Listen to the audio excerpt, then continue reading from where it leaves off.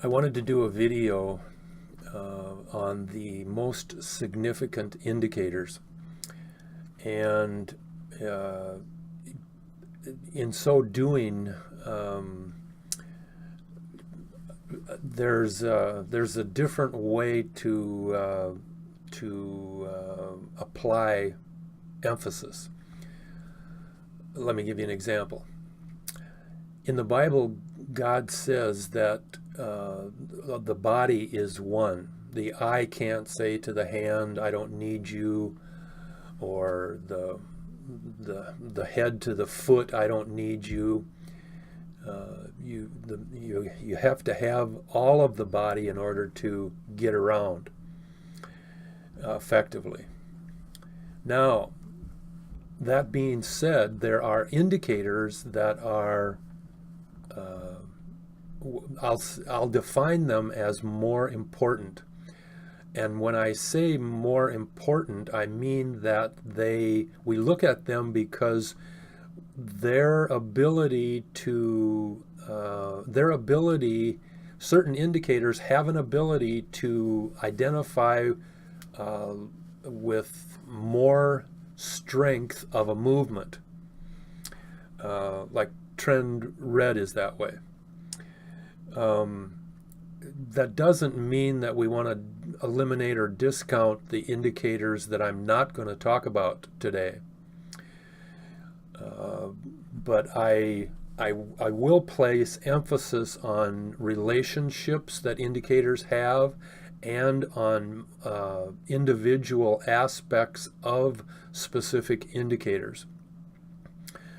And so, with that being said, let me first say or talk about and I'm not talking about things in any particular order. I'm just talking about some key indicators, why we look at them, and what we consider to be the most important ones to analyze. Zip yellow and power yellow are the yellow twins. And when they're both lowest and going up, you are in an uptrend. We discount, for example, power red when we're looking at the power chart, like when power yellow is lowest,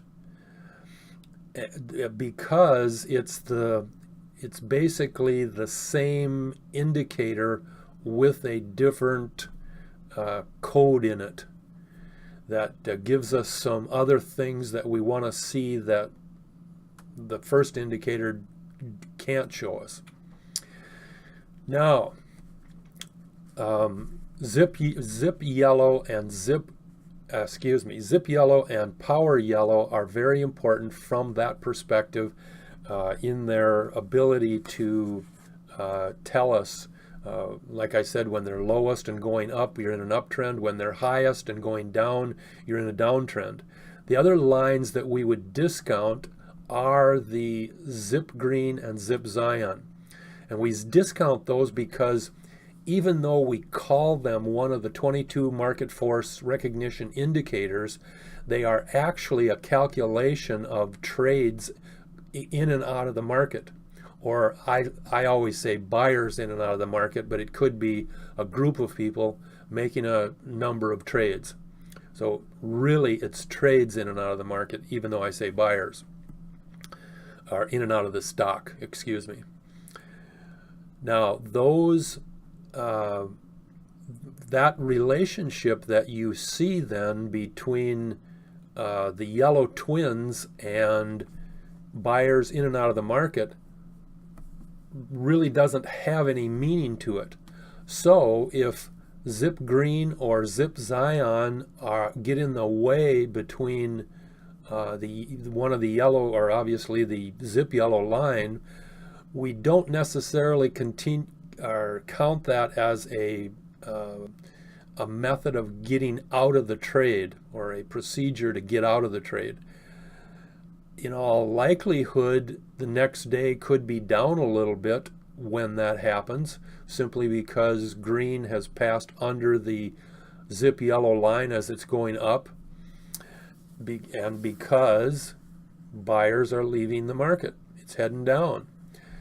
So from some perspectives, the normal day trader would say, I'm going to get out, boom, he's done with it.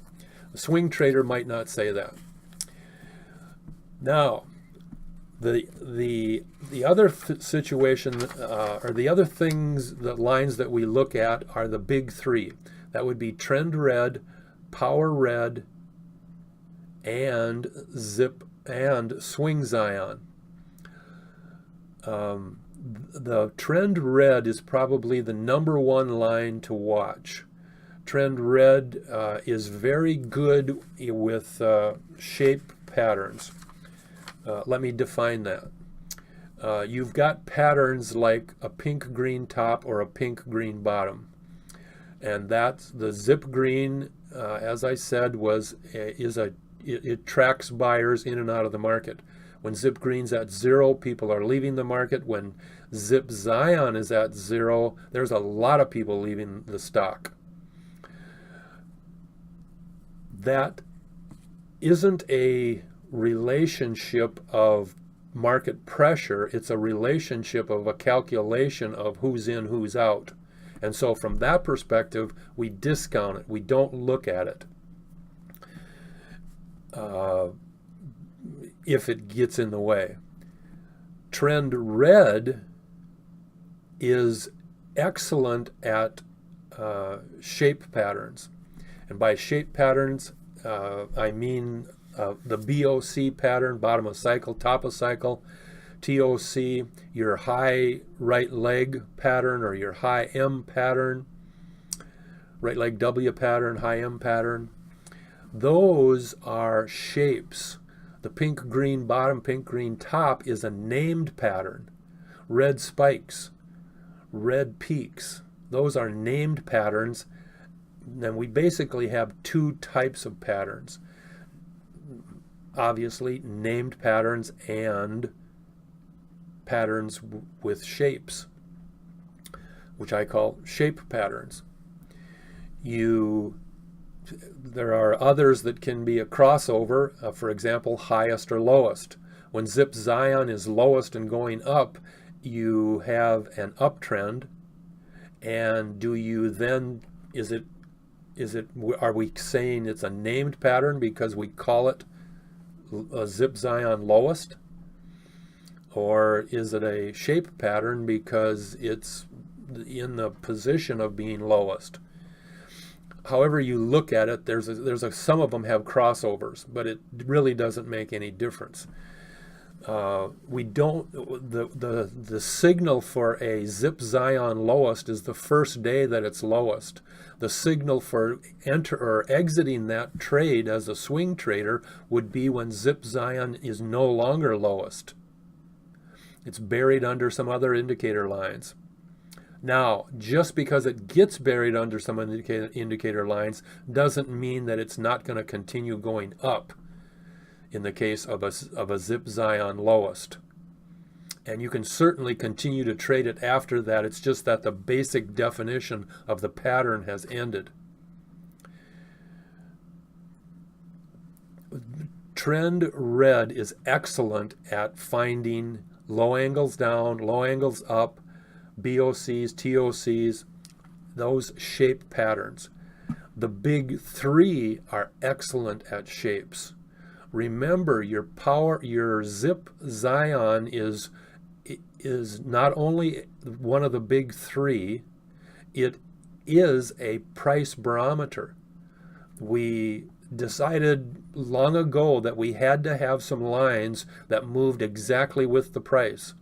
Zip pink, swing Zion, and the three price lines, red, green, blue, are your 5 lines that follow and track the price absolutely without any question.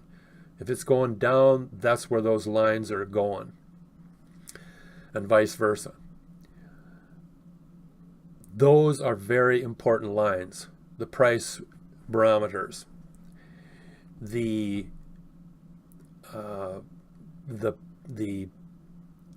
are many other things in the way of shapes that can be easily identified, shape patterns within the price chart. So we consider the price lines or the price chart to be is something that we religiously watch.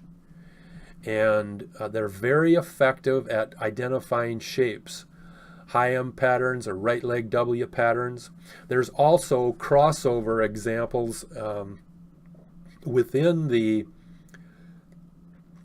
price chart. Like for example, price red is lowest and it crosses over. It goes, both red and green go up, and now green is higher.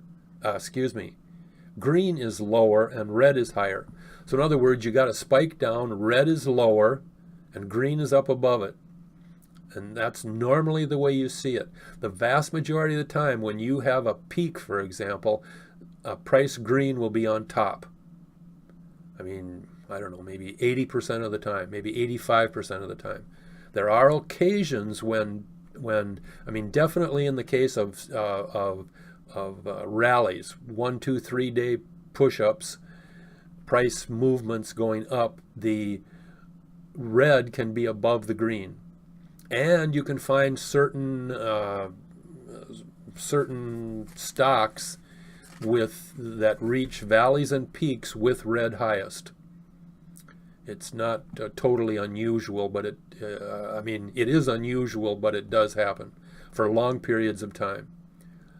When you have it as a crossover, when red is lowest and green is highest, and then it goes up, and then they flip over, now red is highest and green is lowest, that's a strong indication for a significant movement the next day. And oftentimes when it's very low, it's usually a second green candle for sure. When you have price red and green traveling high above blue, and it's a continuation of an uptrend, and red is highest, and then all of a sudden, boom, green crosses over red and becomes highest, well, that day is the peak a vast majority of the time, and it will drop the following day. It doesn't mean it's going to continue to go down, but it will drop normally the following day when you have that crossover. Because why? Because green is normally highest when it turns down. And so it's just like when Zip Green pops its nose out and sticks out at 100, and it's been under all the rest of the lines for 3, 4, 5 days. Zip Green pops. It's called a pinpoint peak. Zip Green hits 100 and boom, turns around and goes right back down. The Zip Green and Zip Zion, because of their relationships, those two track trades in and out of the market. Zip Green tracks price. The basic definition of a pink-green top is green running at 100 and pink running next to the green and going up. It invariably, over, I'll say 90% of the time, pink has to be next to the green and going up in order for the downturn to occur. That doesn't mean that, because remember, pink green running at 100, it doesn't mean that pink green. Zip Green running at 100 is just that. It can't go over 100 in that particular indicator. And so it could be climbing all the time, but we do know that pink green is climbing. That is the price. And there's very seldom do we see pink green drop and green stay at 100. If we do, it usually means an uptrend, because it's not normal for green. It's not normal for people to continue to enter the market while the price drops. And sometimes you have gaps down and then it brings it back up. There's different things that happen, but that's the general premise behind a pink-green top. And so those relationships between price that Zip Pink represents versus the buyers in and out of the market, which Zip Green and Zip Zion represent. Those relationships can give you a lot of information and can be very powerful in what you are able to determine. And that's why the pink-green bottom and the pink-green top are very popular patterns that trade. They give us a lot of information, and there's many signals.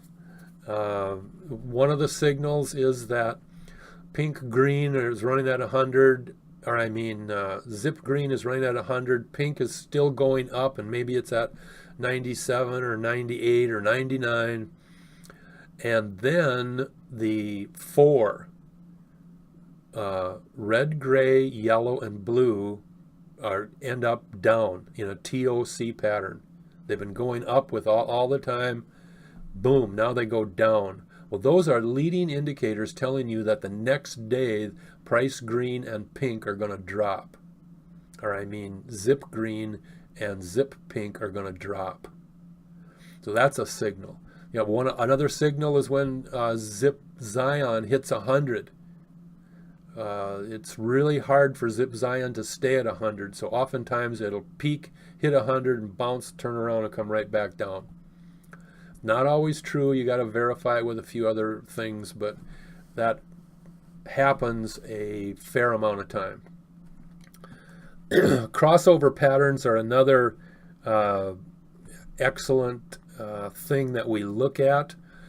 I just wanted to comment on it because it's crossover 0, or you cross over one of the 7 short-term trend lines. That would be the 3 trio lines in the trend chart, yellow, pink, blue, or the orange and green in the power chart, or in the swing chart you'll find the green and red lines. The green and red line never cross each other. The trend trio, pink or yellow, pink, blue, are the fast group, the fast lines in the 3 groups. Again, if you haven't picked up on how those got developed, we developed a long-term trend line, and we were trying to develop one short-term trend line because you obviously need that when you're trading. And even the trend lines, the short-term trend lines, those 7 lines do not give you the information about rallies and pullbacks. You need to watch Zip Red, Power Red, Trend Red. Those are the ones that are quick and move quickly, and those are the ones that we can identify cycle changes or reversal patterns. The whole day trading Visual Basics system is built on identifying reversals or cycle bottoms, cycle tops. We pick the top, we pick the bottoms. And how many times have you heard, don't bother, you can't do that? Well, anybody that says that doesn't have a good set of sensitive indicators.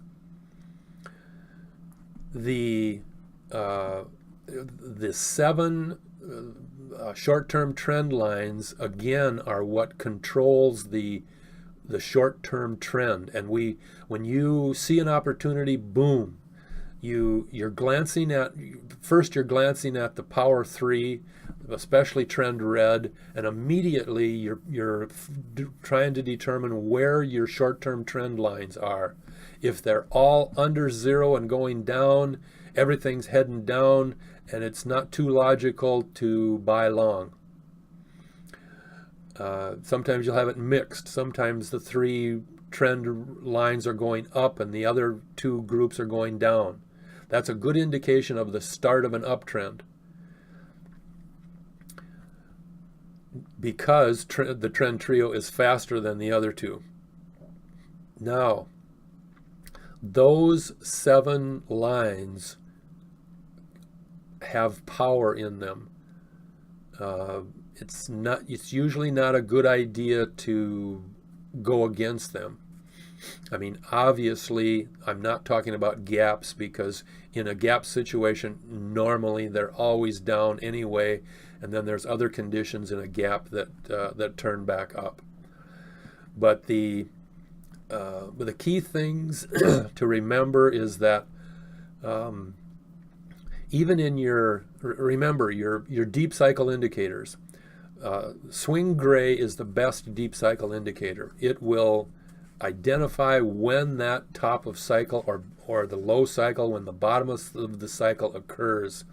The other deep cycle indicators that we have is power pink. And actually it's the pair, pink and blue, and blue sometimes can be highest, but we always think of power pink as the highest or lowest. When power pink is the lowest, you are in a deep cycle. It's probably the best way to describe it is that you're in a short-term deep cycle rather than in a long-term, like the swing gray gives you the evidence for. We exclude the power red because remember, power red is almost always highest or lowest. It just invariably goes to that position. And because of that, when you often have a power pink highest, with the exception of power red, it's above the pink, but we count that as a high cycle and get ready to short it, because it may not be that day, you may not see the signal, it could be a day or two before the signal comes, but that's the day when you see the turnaround. And typically you'll see BOC lower patterns in something that will quickly give you the signal telling you that next day it's going to go down. And keep in mind it might open right at the previous close or be slightly above or under, and then a red candle you're expecting. So what does a red candle do? A red candle opens, goes up, and then goes down all day long or most of the day, and then comes back up at the end of the day with a tail. Sometimes you have short tails or long tails, but you usually have a tail on both ends of a candle. Now, the other thing I will talk about is I'm just going to briefly mention the three gap pattern issues. That's the method that you use to find gaps up and find gaps down. Now what they involve is identical indicators. So in other words, you have to have a majority. 12 out of 22 market force recognition indicators are in the same shape pattern, like a BOC or a TOC or a right leg W higher, whatever it is. You also, in the trend chart, you have to have one of the three lines, red, green, gray, down touching one of the other lines, either the pink, yellow, or blue. Those we draw them in wide. We call them the wide lines, but they're the short-term trend lines. Or those three, red, green, gray, down touch 0, or they down touch under 0. And when all three are down under 0, or all three are above the blue line, in the case of an up touch, when all three of them are up above, the reversal pattern goes down real strongly. The key thing to remember there in that fifth up touch, like for example, when red goes down and goes below the 0 line, we call that a down touch under 0. And that down touch is then, it doesn't have a line to hit. It goes down, 10, 15, 20, might be 30 points. And it just hits the area under 0. There's nothing that it hits. But here's the signal. It does that on the same day that it crosses 0. There are a few exceptions when the crossover is right next to 0, just a tiny bit under 0. It'll go down one more day, and then it'll reverse back up. And that's called a down touch under 0. That's one of 5 lines that can be involved in a down touch, or like I just mentioned, in an up touch. When you have an up touch with all three lines up above, normally when you have an up touch, the trend trio is above 0, which then means the blue line is highest. And so when all three lines go above 0, there's a real strong reversal down. The third group is the proximity group, and that's the power 4, pink, blue, white, and yellow, and power Zion. So there's actually 5 lines in the proximity group, and you have to have all 5. You have to have, or let me back up. Within those 5 lines, there are 7 different patterns that are drawn out and explained in the proximity group document, in the 3 pattern document at the end of it, about what those patterns look like. And they're basically the same shapes that we've dealt with before. But you have to have one of those patterns in that configuration. If you have Zion, and the dividing line is power orange. When power Zion is under orange and the 4 power lines are above orange, there's a real good chance for a gap up. When Zion is above the power orange line and all the other power 4 are below, there's a good chance for a gap down.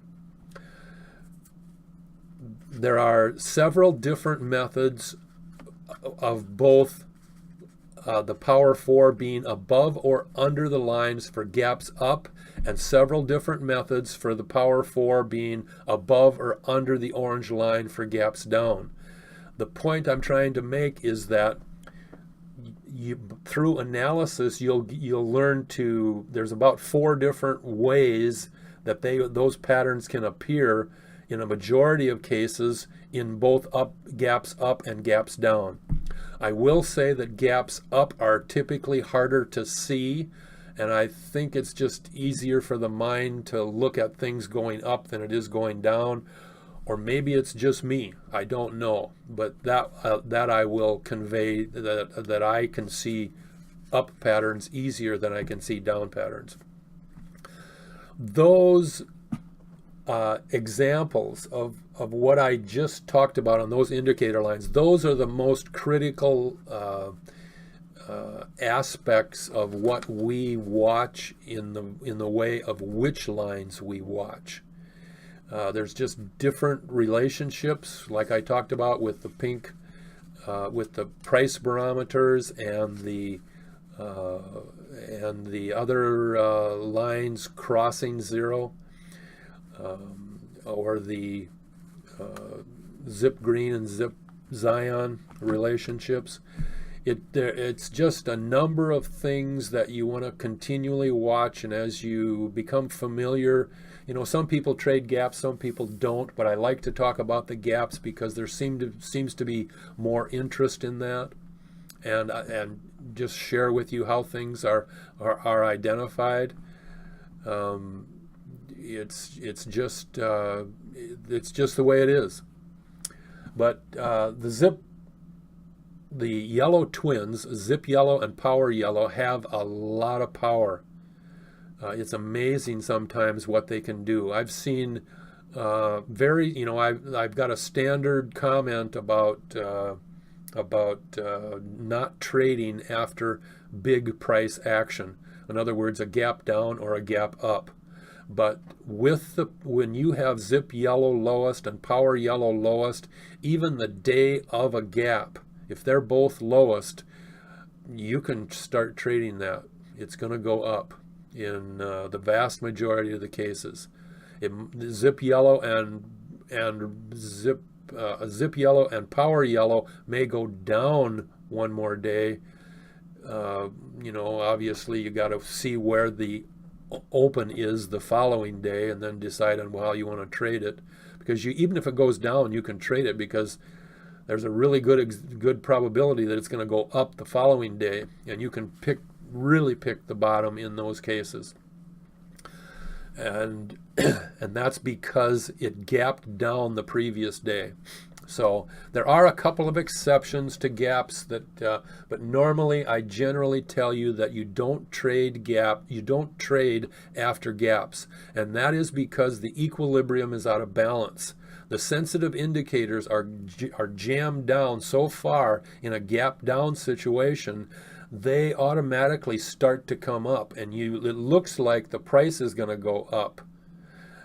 And the price is either stagnant or even going down at the same time that the indicators are saying it's going to go up.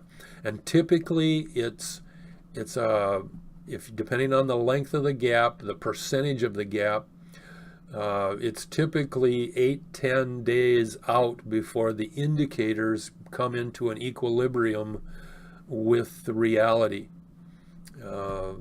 Sometimes it's not that long, sometimes it's only 3 days, but I've seen it where, especially if the company gets bad news, then they get a big gap down and things just seem to trickle down slowly.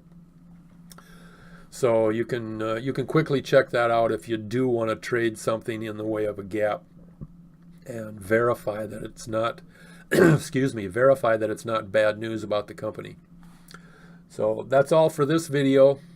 Hope you understood.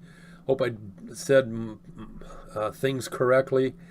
Sometimes you say the wrong color when you mean something else, but I think you will find that the system is excellent. I think you will find that you'll become, our slogan is to become a knowledgeable, independent, confident day trader. And we firmly believe that if you'll use this system how it's supposed to be used, that will truly happen to you.